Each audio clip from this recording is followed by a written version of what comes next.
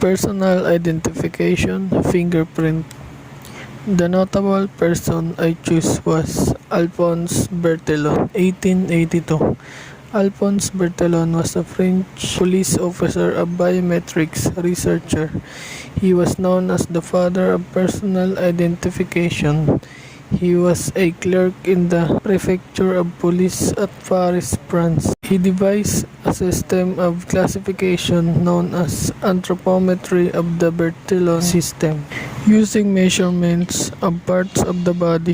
Bertillon's system included measurements such as head length, head width, length of the middle finger, length of the left foot, and the length of forearm from the elbow to the tip of the middle finger.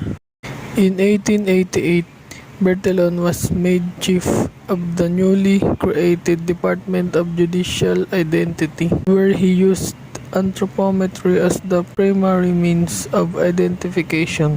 Origin and his early life. Alphonse Bertillon was born on April 22, 1853 at Paris, France. He died on February 13, 1940 at the age of 60. His occupation was law enforcement officer and biometrics researcher. He was a son of statistician Louis Bertillon, father, and the statistician and demographer Jacques Bertillon, youngest brother.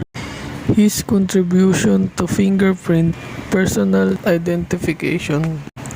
He devised a system of body measurements for the identification of criminals, which was widely used until superseded by fingerprinting at the beginning of the 20th century. He invented many techniques useful to criminologists. Bertillon was the first in Europe to use fingerprints to solve a crime. His use of photography was especially effective, and he did much to improve photographic techniques in criminology. His anthropometric method of identifying recidivists represented a first step toward scientific criminology. It is said that his work played an important role in inspiring greater confidence in police authorities and in establishing a more favorable sense of justice toward the end of the 19th century.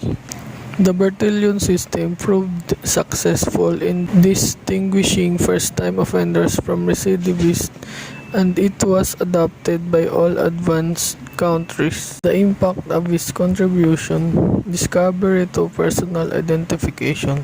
Alphonse Bertillon was the inventor of the first scientific method identifying criminals. Around the turn of the century, fingerprinting began to replace the Bertillon system and has now superseded the world. Bertillon realized that the short descriptions he was laboriously re-recording were practically useless for the purpose of identifying recidivists or criminal repeaters. It is commonly believed that Bertillon was the first to recognize the value of fingerprint. However, Bertillon was the first on the continent to use fingerprints to solve a crime.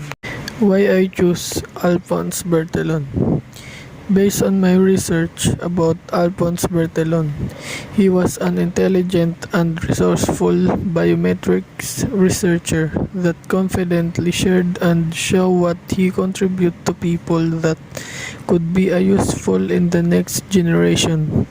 It is very useful and effective to use a fingerprint to solve a crime, and also his photography. He improved photographic technique in criminology. As a future policeman, I'm glad on his work because someday I may encounter different crime and it could be a big help for me to easily solve the crime.